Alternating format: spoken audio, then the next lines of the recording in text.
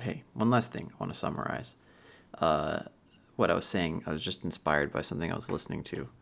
The real point of this is to say no rote learning virtue, or at least rote learning virtue is not sufficient.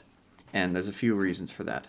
The first one, which I really outlined, I guess I kind of outlined these, but it's basically like we're in a time when virtue has been turned upside down and fucked with A, and B, the landscape has changed so radically that there are going to be things that are required to understand virtue. Well, I sort of explained it.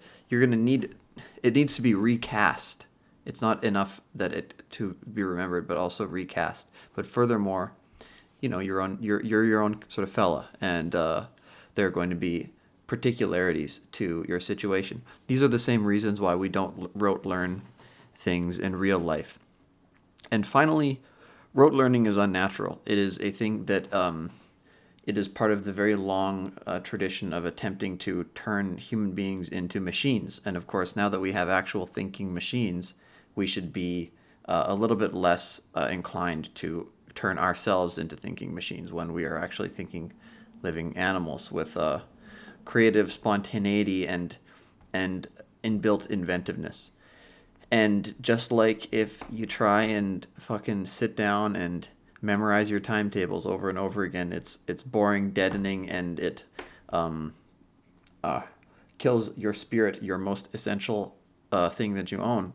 It's also the case that you want to get into the heart of the multiplication issue and understand it, and then become like an inventive user of and expander of the concept. And so thus we must do the same with virtue, and then you'll be alive rather than dead.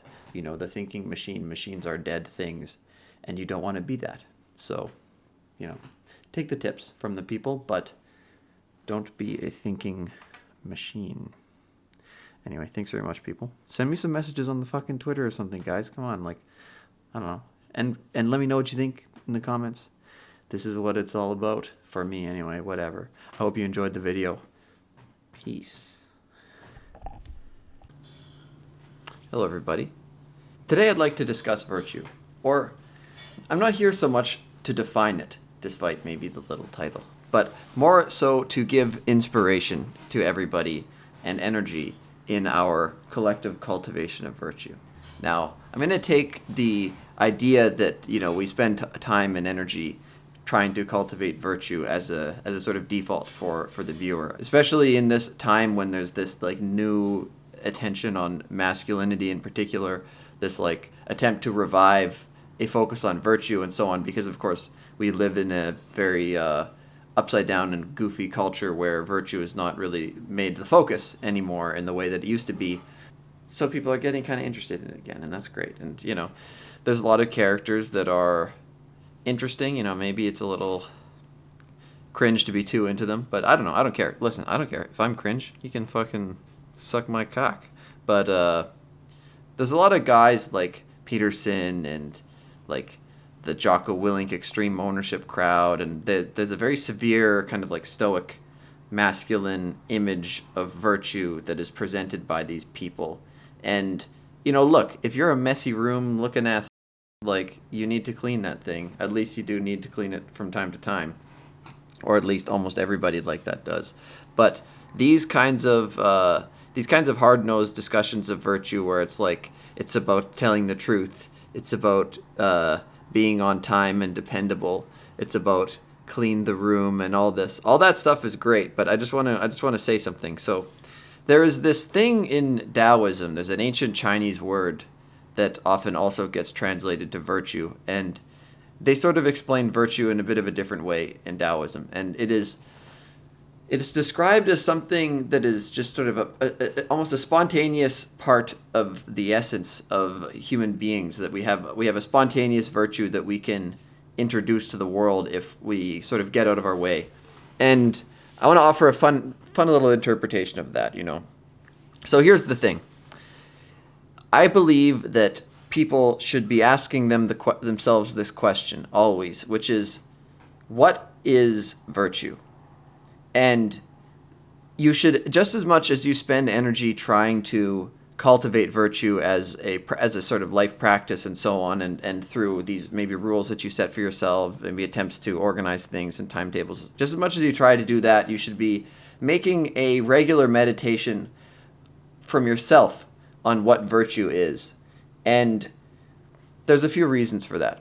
The first reason is that a lot of things that people do in attempt to better themselves are procedural things that in truth only enable what is more fundamental virtues in order to survive. Like if you have a crack addiction, for example, by the way, like it's not like not being addicted to crack is a virtue that is super important.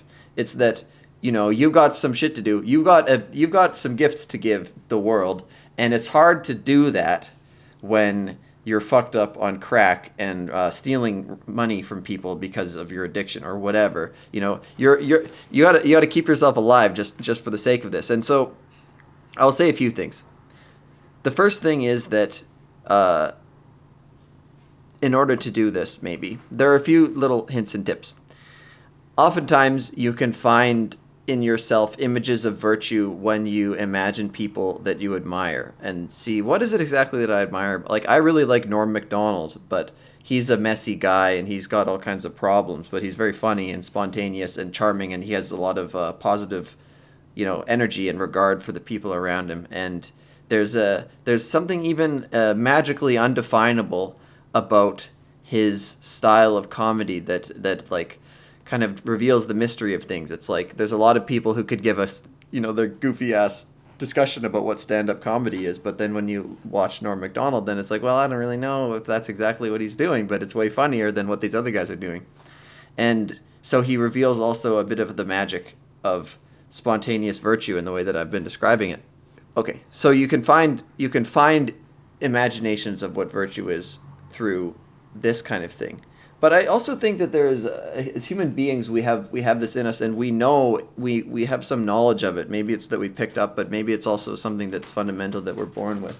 And so, exploring the question for yourself, just as a meditation, can reveal a lot to you and give you something more fundamental, more crisp. A lot of the advice people online, I'm not being one of these advice people online, by the way. A lot of the advice people online, they give lots of prescriptions and procedures and so on, but those aren't particularized to who you are. And so I'll say the other thing, which is that everybody has natural forms of virtue that are natural and they excel at. So it's important for me to keep a certain amount of organization in my life. But if I imagine a potential end game, like if I do everything right version of myself that is super dope, basically.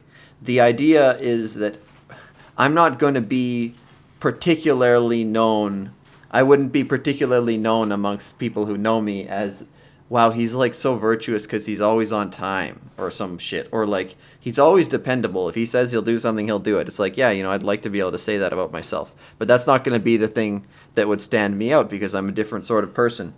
So when I contemplate this on my own, then I find visions of things that are valuable, that maybe they also set context for the more ordinary ideas of the kinds of ordinary virtues that people try and cultivate, like I don't know, whatever you'd say, like competence or cleanliness or being on time or being dependable or being truthful or whatever. And then the other thing I will say, I keep saying the other thing I will say, but the other thing I will say is that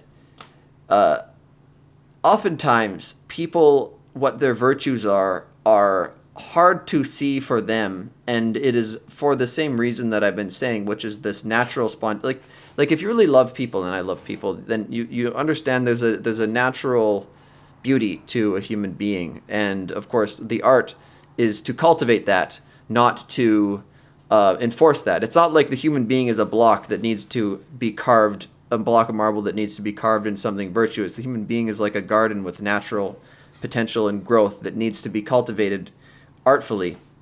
And everybody has their own natural forms of virtue, and maybe you should talk to your friends, and maybe they'll be able to tell you like what's special about you, or what's unique about you, and thus give you inspiration for like, okay, well, if this is what I have to offer the world, maybe I should consider it. And oftentimes it won't be so obvious to you because it's obvious to them because you're special to them. But these things that are so spontaneous to you may not be so obvious to you because of your because of this little conundrum. So anyway, that's basically what I wanted to say. I thought I'd say, listen, there's a lot of different kinds of virtue. Maybe you're really you just know how to lay mad pipe, dude, and there's a lot of lazy fuckers out there, and if you can fuck good, then, there's one less lazy fucker, and that's good, isn't it? And so maybe if you smoke crack, but you're good at fucking, you should get off the crack, because we need you out there, fucking people. I don't know. But, okay, forget it. What I will say, the last thing I will say is, look, you need to be involved in the imagining of virtue, and this is like the cycle, the history of philosophy and civilization is a lot of this, people using their imagination to delve into the fundamental of something called virtue. And that so too, even the ordinary person on their own has a responsibility and an ability to do that. And it's not exactly that you're going to be more of a best-selling author than Dr. Peterson, or it's not that you're going to write like The Republic. It's that you are going to need a particularized vision for yourself. And also, you are going to find that this act of asking this question to yourself is going to clarify your own life mission and your own ideas about virtue in a way that's going to energize you, because it's going to become much more real and much more there. And you're not just a guy who's following orders. You're also somebody who is like questing into their own mind and then trying to zoink, like push that out into the world, and then also use that in the garden cultivation of themselves.